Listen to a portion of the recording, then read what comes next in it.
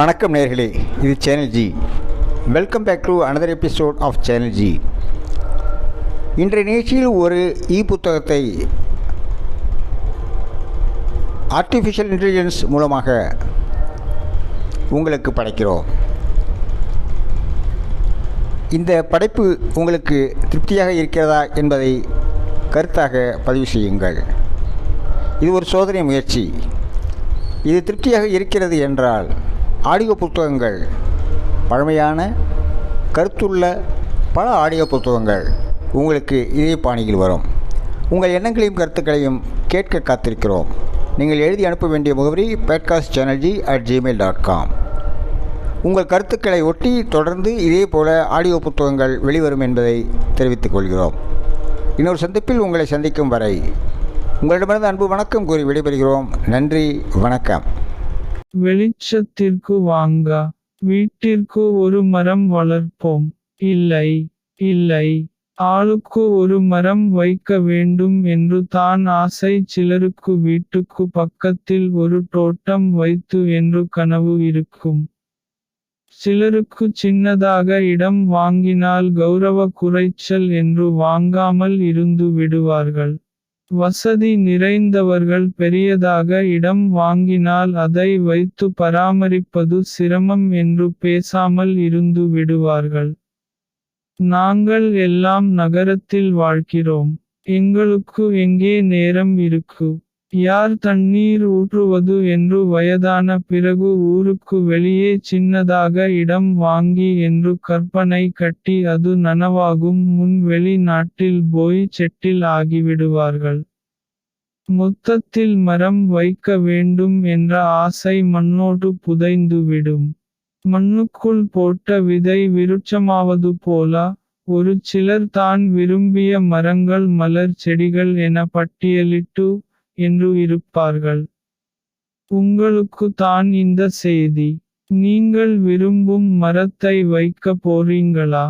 அல்லது மண்ணுக்கு ஏற்ற மரத்தை வைக்க போறீங்களா என்று முடிவு செய்யுங்கள். மண் வகைகள் மொத்தம் 9. அவை: செம்மண், மணற்பாங்கான மண், மணற்குறு மண், குறுமண், களிமண், கரிசல் மண், செம்புரை மண், வண்டல் மண் அல்லது அடைமண் மற்றும் பாலை மண். ஒவ்வொன்றுக்கும் ஒரு கிரக காரத்தை வைத்து பார்த்தால் விவசாயத்தில் சோதிட சிந்தனைகளை பொருத்தி பார்த்து அதில் தடம் பதிக்கலாம்.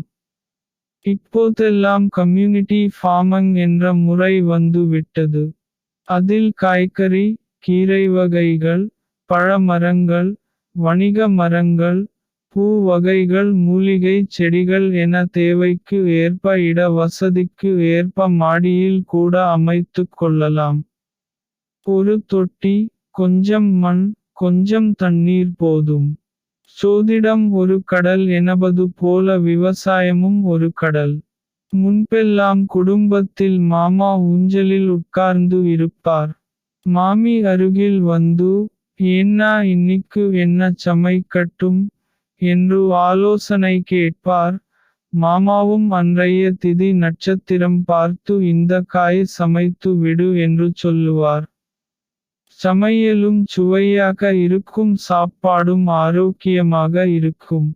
எந்த வைரஸ் பற்றிய செய்திகளும் அவர்களுக்கு தெரிந்து இருக்க வாய்ப்பு இல்லை. ஆனால் இன்றைய நாளில் மார்க்கெட்டில் எந்த காய் விலை குறைவாக கிடைக்கிறதோ அது மருந்து அடித்த காய்களாக இருந்தாலும் அதை விரும்பியோ விரும்பாமலோ சமைத்து பசிக்கு எதையோ சாப்பிடுவது பழக்கமாகி போச்சு.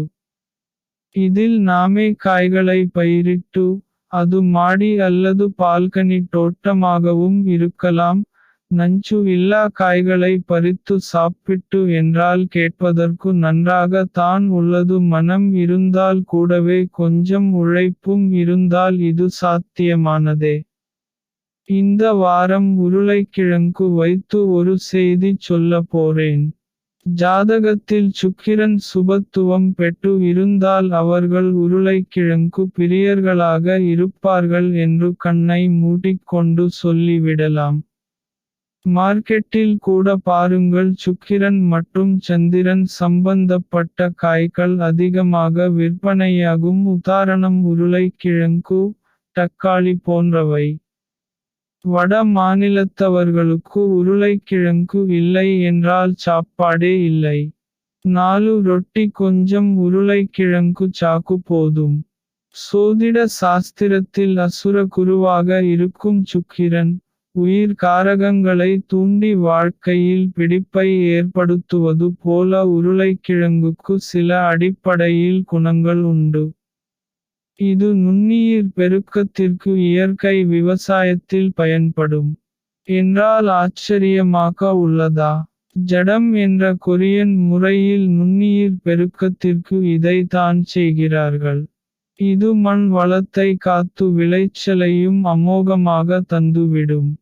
சுக்கிரன் என்றால் அப்படித்தானே. அடுக்கு மாடி வீடுகள், பல சக்கர வாகனங்கள் என்று சொல்லி தானா சுக்கிரனின் பெருமைகள் தெரிய வேண்டும்? பல் முளைக்காத சின்ன குழந்தைகளுக்கு உருளைக்கிழங்கை அப்படியே வேக வைத்து கொடுப்பார்கள். குழந்தைகளுக்கு பல் வேகமாக வந்துவிடும்.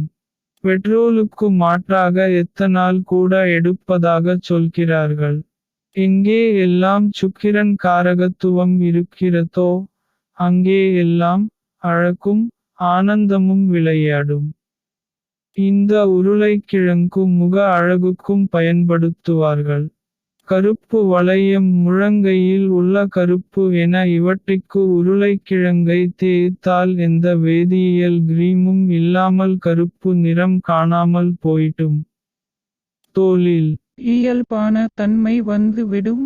குளிப்பதற்கு முன் முகத்தில் பூசுவதால் முகம் ப்ளீச் செய்தது போல பளபள என்று ஆகிவிடும். இப்படி சுக்கிரன் காரத்துவம் கொண்ட உருளைக்கிழங்குகை ஏதாவது ஒரு வடிவத்தில் வாரத்திற்கு 2 முறையாவது எடுத்துக் கொள்ளாத குடும்பங்கள் குறைவு என்றே சொல்லிவிடலாம்.